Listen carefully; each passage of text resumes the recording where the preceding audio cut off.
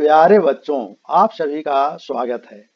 आज हम लोग क्लास 6 में सिविक्स में अध्याय 1 पाठ 1 हमारा समाज विविधता से भरा का अध्ययन करेंगे। अभी तक क्लास 6 से पहले हम लोगों ने क्लास 5 तक सिविक्स नागरिक शास्त्र को ईवीएस इन्वायरमेंटल साइंस के अंग के रूप में पढ़ते रहे हैं। क्लास 6 से यह एक अलग विषय के रूप में पढ़ रहे हैं। इसमें सबसे पहला चैप्टर हमारा है हमारा समाज विविधता से भरा। इस चैप्टर में हम देखेंगे कि हमारा समाज या हमारा देश किन प्रकार की विविधताओं से भरा है, किस किस प्रकार की विविधताएं डाइवर्सिटी पाई जाती है तथा इन विविधताओं के बावजूद किस प्रकार हम सभी एकता के सूत्र में बंधकर रहते हैं। इस पाठ के माध्यम से हम जानेंगे कि हमारे देश में किन किन प्रकार की विविधताएं पाई जाती है। सबसे पहले यह जानने का प्रयास करेंगे कि हमारे आसपास का सामाजिक जीवन कैसा है, समाज किसे कहते हैं, भारत के मानचित्र में भौगोलिक विविधता को जानेंगे, बहुरंगी विविधता वाला देश हमारा भारत में भौगोलिक विविधताएं पाई जाती है, धार्मिक, सामाजिक एवं सांस्कृतिक विविधता पाई जाती है, खान पान की विविधता पाई जाती है, भाषाई विविधता, परिधान यानी पहनावे की विविधता, आर्थिक विविधता, कई प्रकार की इस तरह से विविधताएं पाई जाती है। और इन विविधताओं में एकता, यूनिटी इन डाइवर्सिटी, इसको इस पाठ के अंतर्गत देखेंगे। और वीडियो के अंतिम भाग में इस पाठ से पूछे जाने वाले प्रश्न और उसका अभ्यास करेंगे। तो इस तरह से कई वीडियो के माध्यम से हम लोग इस चैप्टर को पढ़ेंगे। तो आइए सबसे पहले देखते हैं कि हमारे आसपास की विविधता यानी हमारे आसपास का सामाजिक जीवन किस प्रकार का है। आसपास की विविधता और उन विविधताओं के बीच एकता को समझने के लिए हमें यहाँ 3 बिंदुओं पर ध्यान देने की जरूरत है। सबसे पहले अपने बारे में, यानी हमारे आसपास का सामाजिक जीवन काफी विविधताओं से भरा हुआ है, यानी हमारे आसपास किन किन प्रकार की विविधताएं पाई जाती है इसको देखेंगे। अपने बाद दूसरा बिंदु है परिवार। तो परिवार समाज की पहली इकाई होती है, आधार स्तंभ है परिवार, समाज का स्टोन कॉर्नर है। परिवार से ही समाज का निर्माण होता है। परिवार में ही हम अच्छी आदतें, व्यवहार और संस्कार का ज्ञान प्राप्त करते हैं। परिवार द्वारा दी गई अच्छी शिक्षा के द्वारा ही हमारे समाज की दशा एवं दिशा तय होती है, यानी परिवार में जो हम सीखते हैं उसी के आधार पर समाज का निर्माण होता है। समाज क्या है, सोसाइटी क्या है? तो यह एक ऐसा समूह होता है जिसमें किसी एक क्षेत्र के, एक भौगोलिक क्षेत्र के रहने वाले विभिन्न जाति, धर्म और संस्कृति के लोग एक साथ मिलकर निवास करते हैं और अपने रीति रिवाज, परंपरा का निर्वहन करते हैं। अर्थात समाज एक भौगोलिक क्षेत्र में रहने वाले कई परिवारों का इकाई है जिनकी संस्कृति, रीति रिवाज, रहन सहन, परंपराएं अलग अलग हो सकती है। तो अपने बाद दूसरा परिवार के बाद तीसरा महत्वपूर्ण बिंदु समाज के संदर्भ में हमारा विद्यालय है। विद्यालय हमारे समाज को बेहतर बनाने में भूमिका निभाता है, स्वस्थ बनाने में भूमिका निभाता है। विद्यालय एक तरह से अपने आप में समाज का छोटा रूप है। यहाँ विभिन्न धर्मों के बच्चे एवं बच्चियां, देखिए यहाँ विविधता दिखाई दे रही है। विभिन्न धर्म, अलग अलग धर्म के बच्चे एवं बच्चियां अलग अलग परिवेश से आते हैं। परिवेश भी अलग अलग होता है, उनका रहन सहन, खान पान, पहनावा सब अलग होता है, लेकिन अपने विद्यालय में एक साथ बैठते हैं, एक साथ खेलते कूदते हैं और अनुशासन सीखते हैं। अर्थात शिक्षा का प्रमुख उद्देश्य भी अनुशासन ही सीखना है। इस तरह से विद्यालय विद्यार्थियों को एक सभ्य नागरिक बनने में महत्वपूर्ण भूमिका निभाता है, अनुशासन सिखाता है और परिवार में, समाज में किस प्रकार से रहना है उसके बारे में सिखाता है। अगर विद्यालय में कोई विद्यार्थी पढ़कर डॉक्टर, शिक्षक, वकील, राजनेता आदि बनता है तो इसका लाभ भी अंततः समाज को ही मिलता है। बच्चों, हमारा राज्य झारखंड का समाज भी विविधताओं से भरा हुआ है, परिपूर्ण है। तो सबसे पहले हम भारत के, अपने देश के समाज की बहुरंगी विविधता को देखने का प्रयास करेंगे। हमारा देश भारत जो बहुरंगी विविधताओं वाला देश है, यह एक लोकतांत्रिक देश है, संसार का सबसे बड़ा लोकतांत्रिक देश है, डेमोक्रेटिक कंट्री है।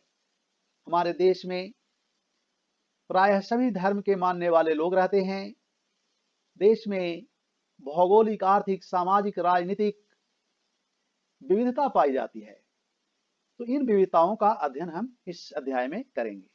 सबसे पहले देखेंगे भौगोलिक विविधता। भारत का क्षेत्रफल एक विशाल क्षेत्रफल वाला देश है। 32,87,263 वर्ग किलोमीटर है, जो विश्व का 7वां बड़ा देश है। भारत के उत्तरी सीमा पर हिमालय पर्वत है।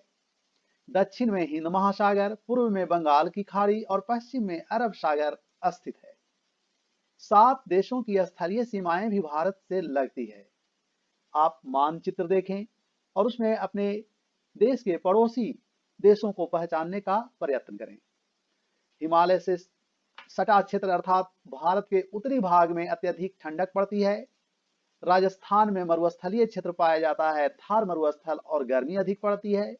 मेघालय में मासिन राम, जहां दुनिया में सबसे अधिक वर्षा होती है, भारत में पाया जाता है, जबकि राजस्थान क्षेत्र में वर्षा की मात्रा कम होती है। इस तरह से कहीं ऊंचे पर्वत हैं, कहीं विस्तृत मैदान है, कहीं पठार है, तो कोई क्षेत्र समुद्र से घिरा हुआ है। लक्षद्वीप और अंडमान निकोबार द्वीप समूह के रूप में अरब सागर और बंगाल की खाड़ी में द्वीप समूह स्थित है। आइए भारत के मानचित्र में इन भौगोलिक विविधताओं को देखते हैं।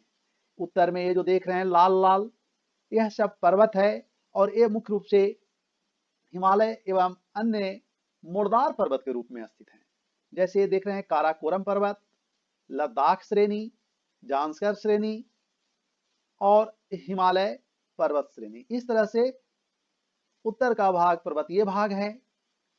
दक्षिण में भी कुछ लाल लाल रेखाएं दिखाई दे रही है, जो पर्वत श्रेणियां हैं, और इन पर्वत श्रेणियों के मध्य, दक्षिण के पर्वत श्रेणियां और पठार के मध्य कुछ छोटी छोटी नदी घाटियां स्थित है, जो कृष्णा कावेरी के रूप में स्थित है। दक्षिण के पठार और उत्तर के पर्वत के बीच ये मैदानी क्षेत्र स्थित है। तो इन मैदानी क्षेत्रों में अत्यधिक ठंडक पड़ती है। राजस्थान के क्षेत्र में मरुस्थल है, वर्षा कम होती है। पूर्वोत्तर भारत में मेघालय पठार में सबसे अधिक वर्षा का क्षेत्र मासिन राम स्थित है। तो इस तरह से हमारा देश भौगोलिक विविधताओं वाला देश है, और इस भौगोलिक विविधता का हमारे देश के रहन सहन, खान पान, आर्थिक जीवन के में प्रभाव पड़ा है, जिसके कारण प्रत्येक क्षेत्र में विविधता पाई जाती है। भारत 15 अगस्त 1947 ईस्वी को एक स्वतंत्र देश के रूप में उभरा।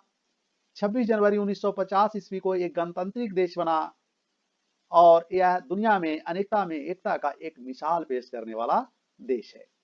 भौगोलिक विविधता के बाद धार्मिक एवं सामाजिक सांस्कृतिक विविधता। दुनिया में विश्व में 4 प्रमुख धर्मों का उद्भव स्थल भारत को माना जाता है। ये चारों एक प्रमुख धर्म हैं। इसमें हिंदू, सिख, जैन तथा बौद्ध शामिल है, अर्थात इन धर्मों के लोग भारत में निवास करते हैं। इसके बाद कई धर्म के लोग बाहर से आकर यहाँ रहने लगे, जिसमें इस्लाम, ईसाई, पारसी और कई अन्य धर्म एवं पंथ के लोग हैं।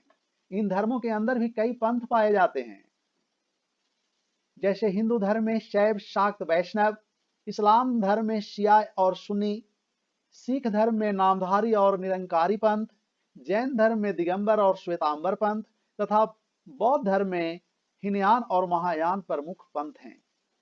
इन धर्मों के कई धार्मिक ग्रंथ हैं, जैसे हिंदुओं का धार्मिक ग्रंथ वेद, पुराण, उपनिषद, रामायण और महाभारत है। तो इस्लाम धर्म का धार्मिक ग्रंथ कुरान शरीफ है। बाइबल ईसाइयों का धार्मिक पवित्र ग्रंथ है।